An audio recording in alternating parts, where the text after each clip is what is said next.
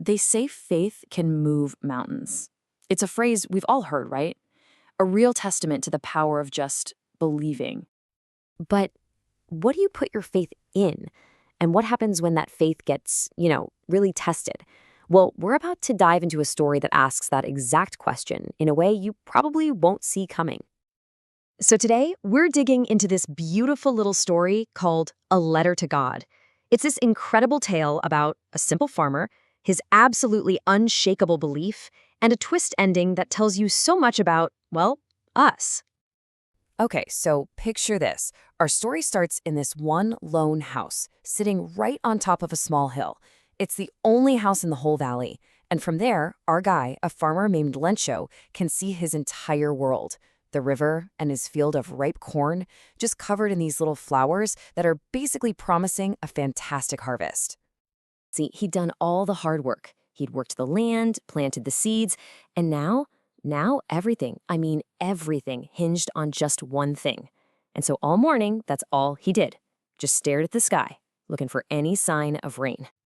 And then it happened. The rain started to fall, and Lencho's joy was just off the charts. But what's so fascinating is how he sees it. To him, these aren't just raindrops, they're money. He literally feels them on his skin and thinks the big drops are 10-cent pieces and the little ones are fives. It's like a direct deposit from heaven, a real, tangible reward for all his work. But just as fast as that hope arrived, it all turned into a complete disaster. That gentle rain, those coins from the sky, they suddenly became this violent, destructive force. And the way the story describes it is just brilliant and brutal. All of a sudden, huge hailstones start coming down. And check out this imagery. The life-giving new coins of rain are now replaced by these destructive new silver coins of hail. These frozen pearls that looked beautiful but were absolutely deadly. For an entire hour, this hail just pounded the valley. And when it finally stopped, the devastation was total, absolute. Not a single leaf left on the trees. The corn, his entire livelihood, just gone.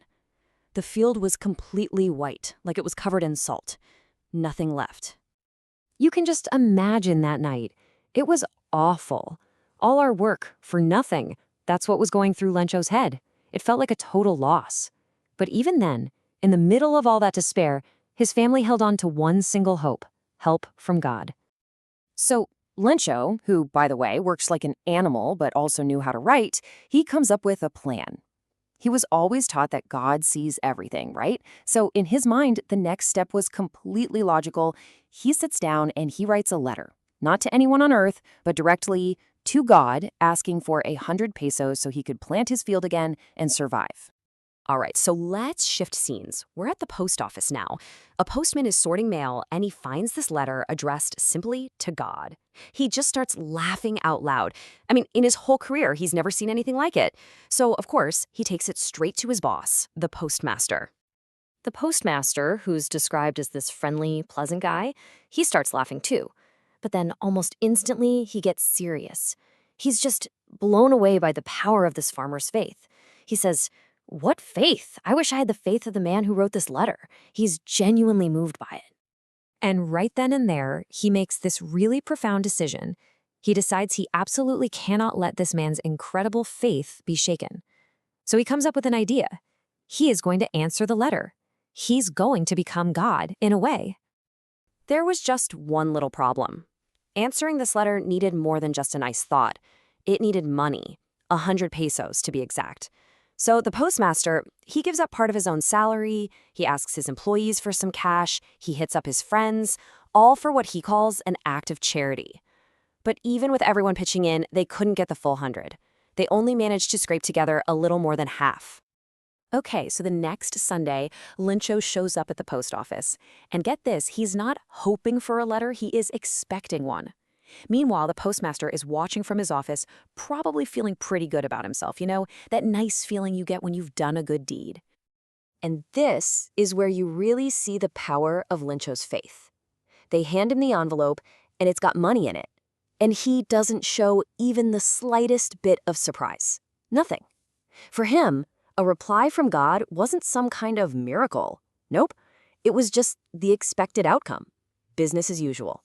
But that confidence, it turns to anger fast. He opens the envelope, counts the money, and there are only 70 pesos. Now follow his logic here, because this is the key to the whole story.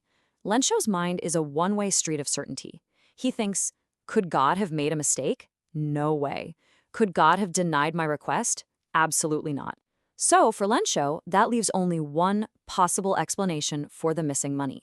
He immediately marches right up to the public desk, asks for paper and ink, and starts writing a second letter. And you have to imagine the postmaster and his staff, the very people who gave their own money to help. They're watching all this, probably getting ready for a huge thank you note. But, oh man, when the postmaster opens that second letter, he gets the story's final, shocking, and incredibly ironic twist. Lencho tells God, hey, thanks for the cash, but you only sent 70. Please send me the other 30, but whatever you do, don't send it through the mail. Because the post office employees, they're a bunch of crooks. And that right there is a textbook example of what we call dramatic irony. See, we know the truth, right? We know the post office employees aren't crooks at all. They're the good guys. Their amazing act of generosity has been twisted in Lencho's mind into an act of theft. His reality is so completely shaped by his faith that there's just no room for the idea that other humans might have helped him. So what are we supposed to take away from this powerful little story? Well, for one, faith is this huge, unshakable force. But that same strength can also give you some serious blind spots. It also shows how easily a good deed can be totally misunderstood, and how a conflict with nature, the hailstorm, can lead directly to a conflict between people. But I think the biggest thing is this. Our perception doesn't just color our reality, it literally creates it. And that leaves us with one last big question to think about. Who really showed the greater faith here? Was it Lencho, with his simple, direct, unshakable belief in God? Or was it the postmaster, a man who had so much faith in humanity and in the importance of another person's belief that he went out of his way to answer a prayer himself? What do you think?